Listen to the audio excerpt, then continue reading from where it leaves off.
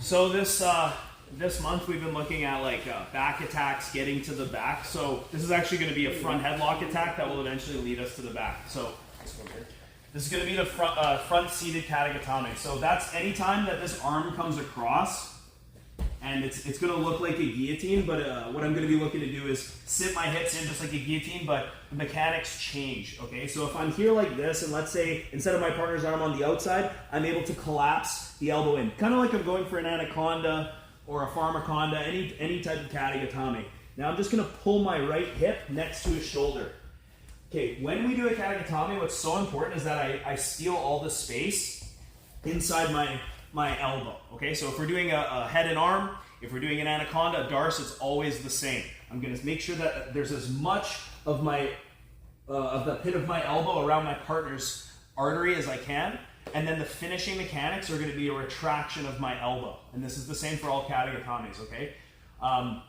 So again, I bring the elbow across, I make sure that I'm deep with my right arm. Now as I sit my hip in, I've already blocked it off and I fall to the side. So when we get here, usually we're going to be falling into either like a half guard position, or my leg's going to be hooked here and my leg is going to be thrown over the top. Normally in a guillotine, I'm going to be falling to my right elbow and pulling my right elbow in, but this is not what I want for this type of a submission.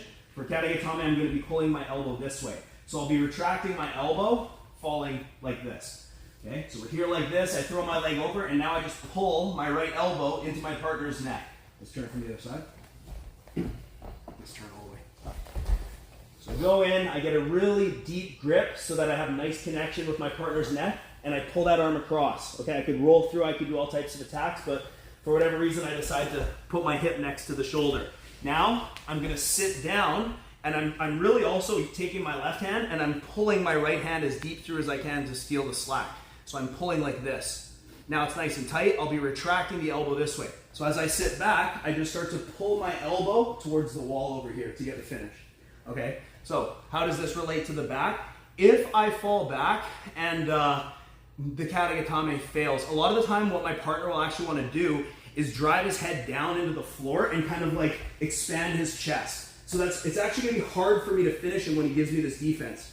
So if I feel like the move is failing, what I can do is just switch to a far side lat grip. Okay? Now I actually have a diagonal ride because I have his left shoulder and I have his right leg controlled. So I can just lock my hands and pull him this way. Again, there's my diagonal ride. I'm just going to put my hook in, then I'll switch here. So as this happens, I really don't want my partner to get his back to the floor. If I hang out here too long, he can start to escape his back to the floor. Okay, and now it turns into a different situation.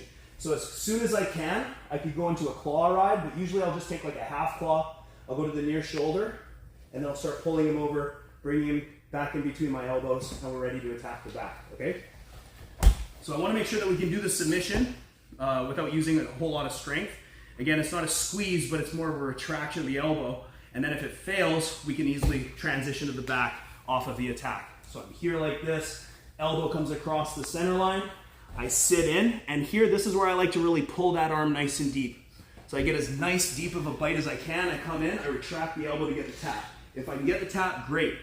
A lot of the time, I may not have my foot here. I may or I may not, okay? So if I don't have it, I'll just loop my leg over the top, kind of like a Kosoto hook here. Now I'm just gonna come in and take that lat grip. When he tries to posture out, my lat muscle's stopping his head. I just lock my hands, drag him, and then I can look to switch and pull him into the back control. Okay, this way. Yeah, this works.